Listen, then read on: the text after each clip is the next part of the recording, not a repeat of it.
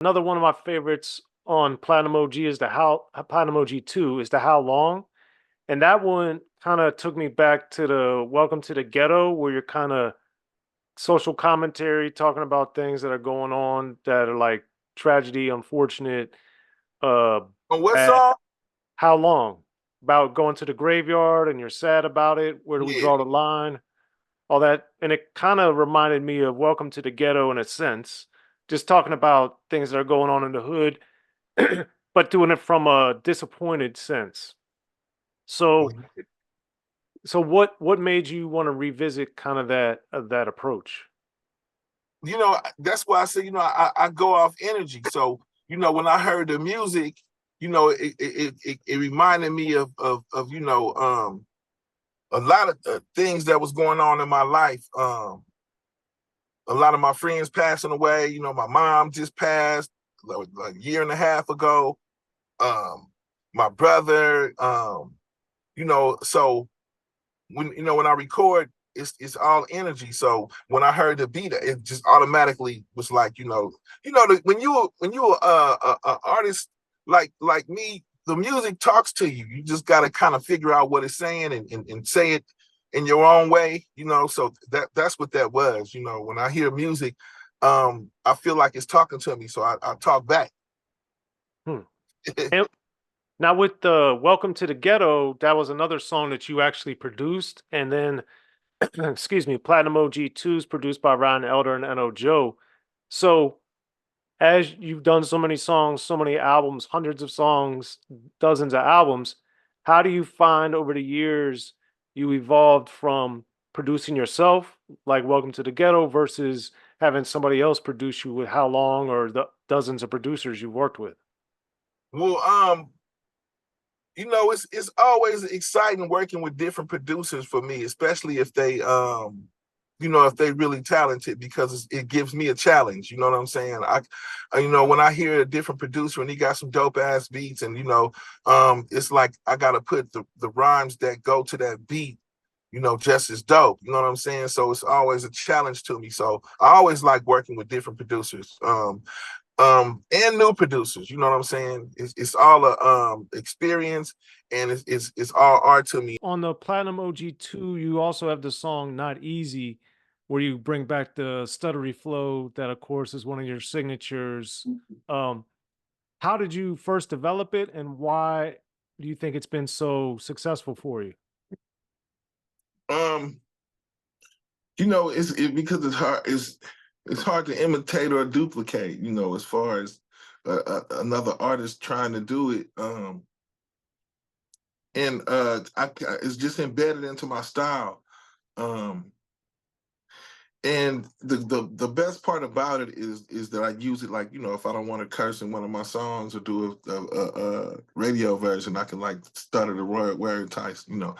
That's what I actually initially invented it for. Now, I just have fun with it. I heard a lot of reggae artists do stuttering like that, but not like that, but they would stutter. So I kind of got it from listening to that stuff, to a lot of reggae uh, music Hmm. when I was younger. Because they be saying some crazy stuff like "Nun, nun, nun, nun, nun," it's crazy. So yeah, hell yeah, I just figured I'll have fun with it. And so, was reggae one of your main inspirations outside of rap, or what were you? Definitely, definitely. Black Uhuru. Can't even name all of the groups I like. I listen to everything. Like more roots reggae though. Okay. I like the slow bass lines and the do, do, do, do, and the high the echoing hi hats. The echoing kick drums and the hi hats. That shit is dope to me. Hmm. Yeah, I always like dancehall. Buju Banton was my favorite, but there you Yeah, go. yeah, yeah. Okay, Hell, fair enough. And with Platinum OG 2, you do have a lot of artists who have passed away. One of them is Bushwick Bill. And I was like stunned to hear the Come Out With Me song that you've got with him. So uh, obviously you've been around and done stuff, been on the source cover with Scarface. So what uh, over the years, what was and how did you develop your relationship with all the Ghetto Boys?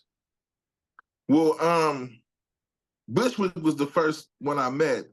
Um, and 10 minutes after I met him, we was pushing a shopping cart full of Old English 40 ounces through the supermarket, through the grocery store. A whole shopping cart full of Where 40 was ounces. this? What store? Where were you? It was, it was in Houston, a supermarket in Houston.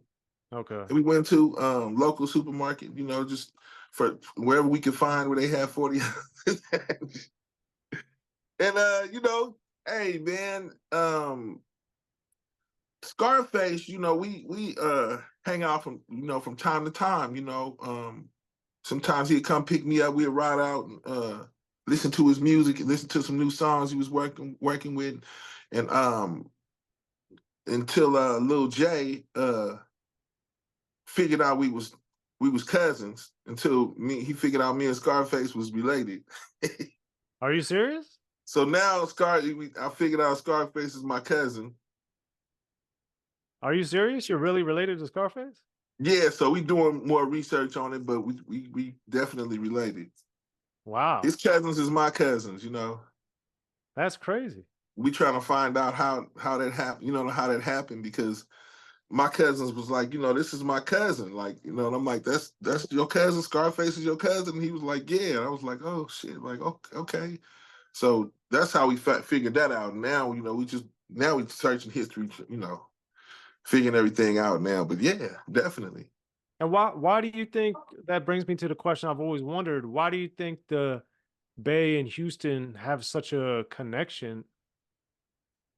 I think they're a lot alike, like Detroit. Detroit, the Bay, and Houston are a lot alike. Maybe Philly. Um, they different, the Bay Area. Where I come from, in my area of the Bay Area, in Oakland, Hayward, Richmond, Vallejo, all of the cities. I think we had a few Crips and Bloods in San Jose, but in the immediate right there in that circle right there, nah, hell nah. I didn't grow up no Crip or Blood or being around Crips and Bloods. Um, Oakland was their own thing. You know what I'm saying?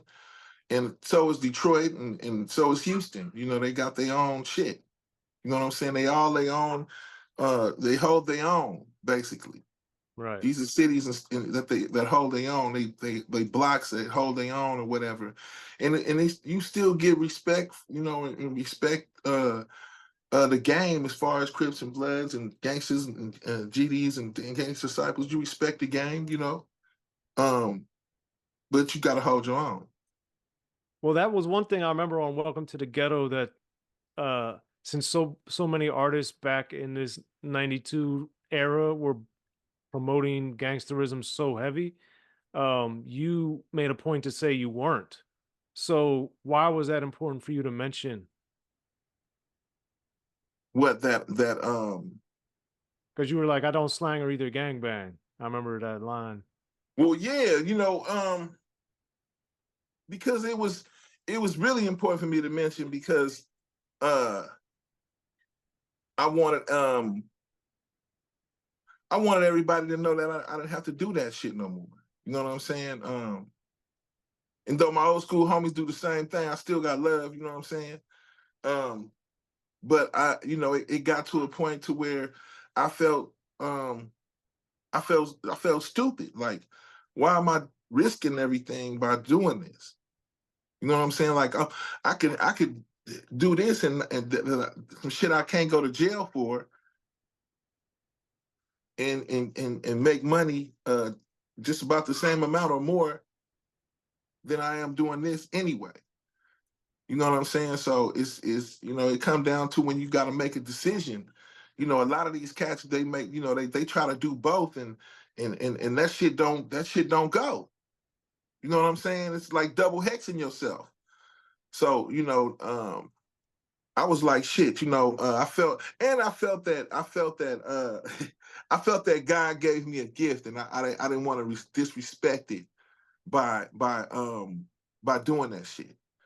You know what I'm saying? I figured that, um, I was blessed, and I didn't want to disrespect any of my blessings that I had coming by doing stupid shit. You know what I'm saying? So a lot of cats still don't understand how blessed they are to have something, or to be an entertainer, or to have something fruitful in your life, because a lot of people don't. A lot of people will kill for the opportunity, and a lot of people do.